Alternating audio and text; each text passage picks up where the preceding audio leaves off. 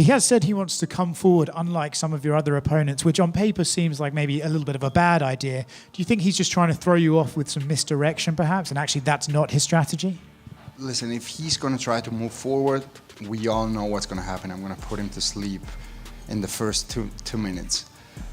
But I don't know how much of what he's saying is the truth, but whatever. He's going to have to deal with my strategy. I'm not going to have to deal with his. So. You always say you make peace with the worst possible outcome before you get in there, and it allows you to fight the way you want to fight. Is that maybe something that he has an experience at and knowing how to do that? I mean, he's found success doing it the way he does it. We're all different. You know, nobody's going to approach this the same. This is a crazy life.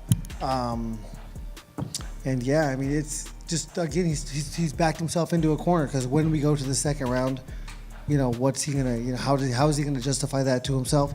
We go to the third round, he's bleeding. How is he gonna justify that to himself when it should have been over already in his mind? I do not go in there with expectations. I expect 25-minute war, and expect to have to dig deep and have to overcome a lot of adversity. And I'm ready. And to look at this fight specifically in this fight week, I guess what's this experience been for you, you know, in preparation for the White House? Because it's one thing to fight for a UFC title. This event seems to bring a lot more attention. You can see all the media. You've had to do a lot of interviews. How's this week been for you? I've been there already. Like, now I'm a veteran. I like to say that. It's not my first time. I got no pressure about all of this now. Now I'm really comfortable with the situation. And of course, this has helped me a lot. But I'm really more focused on my opponent. This is only the thing. Dana says if you win this third title, you would be the GOAT, even above John Jones. I'm sure you don't want to sit here and label yourself as such, but do you consider yourself at least in that conversation should you get the win on Sunday? E o Dana falou que você, com 3 cinturões em 3 categorias de peso diferentes, você seria o GOAT, seria o melhor de todos os tempos. Eu sei que você não quer se autonominar isso. I can't say it because, you know, I didn't follow everyone in this sport. The greats, they're all time, you don't say it, but I think people say it. The people that follow the sport, the people that cover the sport have been saying that, and there's, you know, a lot of different opinions. But then there's a guy. I mean, there may be one guy to say it. Dana's the one that said it. And even so, there are people that have other opinions. But I mean, either or, what people are saying is actually good to believe. Like Aldo was the boogeyman. You know, he's the fastest striker I've ever faced. His speed is incredible. And he throws at everything he has. He has an immense amount of power in his strikes. You know, Chito has crazy power also. He has the most knockdowns in bantamweight UFC history. Sean, I don't think his power is based on like one-shot kill power, where like he walks up to you and he hits you on the head like Aldo and Chito. He has more like timing and counter-striking. You know, like if you fall into a gap and he hits you when you don't expect it, he'll put you down, he'll put you out. He's fast, but I don't think he's as fast as Aldo. He doesn't have that blinding speed, but he's got good footwork. I think footwork is his best skill set. I think he's, you know, he moves around the ring really well. He hits and then tries not to get hit back. And but I think I have the better striking. I feel like people are going to be surprised. You know, just because my striking is not as traditional doesn't mean it's not as good. I feel like mine is very unconventional, awkward, and it presents unique problems, which is much harder to imitate in the training room. And you know, we'll see if I can cause a lot of problems for him and win the striking. I think I'm a better grappler and a better wrestler than him too. You know, I've been a black belt since 2017, and you know, I've wrestled for a long time. And you know, if there's an opportunity there, I'll take him down. If not, I'm going to keep it striking. But you've always been a guy that brings in kind of the casual audience to some of these cards. So in terms of, you know, this stage that we have now here with the White House, what are the expectations in terms of potential growth even more for your brand? Yeah, that's what's so massive about this White House card, is there's going to be people that don't even know who any of us are. They're going to watch it because everyone's watching it. It's kind of one of those things like, oh, if you're watching the fights, I'll sit down and watch them. And then you see this colorful character go out there and put on a beautiful performance and an insane knockout. You're like, okay, I want to maybe invest in that guy's career and see what he's doing and become a fan. So that's the plan. There's a plan to go to work with Tommy right after this. Yep, Tommy's got a big fight here in 6 weeks, 5 weeks, whatever it is, and you know, the plan's to be there for him. Hey, Sean, have you been able to walk into the octagon yet and feel what the canvas is like outside? I know a lot of fighters like to do that before the fights. I don't even know if the canvas or the cage is up right now. I have not had the opportunity to do that. Maybe Thursday we can, but yeah, not. By this time next year, you'll have the UFC Heavyweight Championship around your waist. Yes. Josh, over here.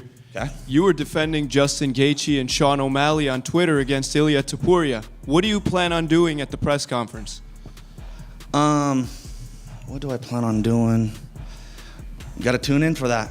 That's part of the whole show. I want you to hate me. I want you to love me. I want you to feel the whole experience of when I'm fighting. And so a lot of people don't want to play into the other side. Everybody just wants to be liked. I think it's human nature that we all want to be liked at the end of the day.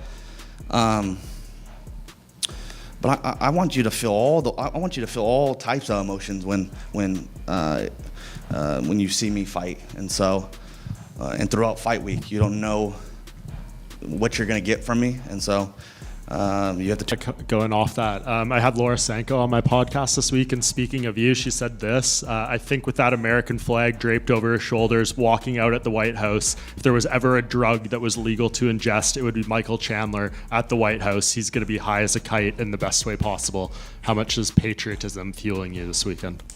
It's this is the pinnacle. When you think about sports and you think about American exceptionalism, you think about this beautiful country of ours, how men and women fought side by side to create this beautiful country, this idea that we had that turned into a reality, and all the sacrifices that have been made, and all the beauty that has happened over the last 250 years, coupled with the struggles that have happened over the last 250 years. I'm so proud to be an American, and I'm so proud to call myself an Luca was in here earlier, and he obviously had a few things to say.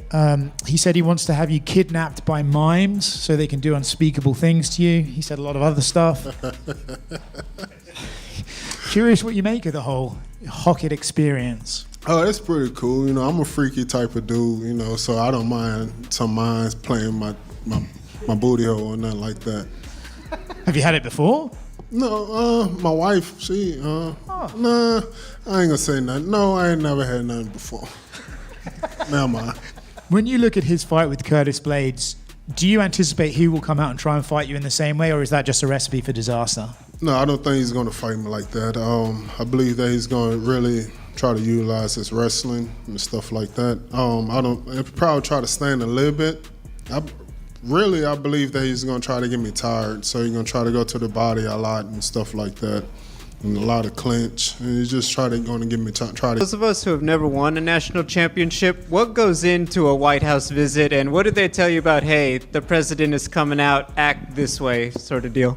Yeah, my White House visit was pretty unique. So we came in as wrestlers. There was every other sport there, and president kind of went through and said hello to all the teams and took a picture with them. And when he got to us, he was like all excited because he likes wrestlers. And so he talked to us for probably 10, 15 minutes, and we were just chatting. And his Secret Service and the security kept trying to usher him to the next team, and he didn't want to leave. He wanted to hang out with us, which was really cool. And then afterwards, as he was about to leave, he invited us back to the Oval Office. So we got to go back to the Oval Office, and it was a really special experience. So that was my first experience with President Trump, and it was really cool. I told him at that time in 2019 that I was going to fight in the UFC, and he asked if I needed an agent. And I said, I think you're a little busy, but he's put in, a good word for me, obviously, getting on this card. So, yeah, pumped to perform in front of him again.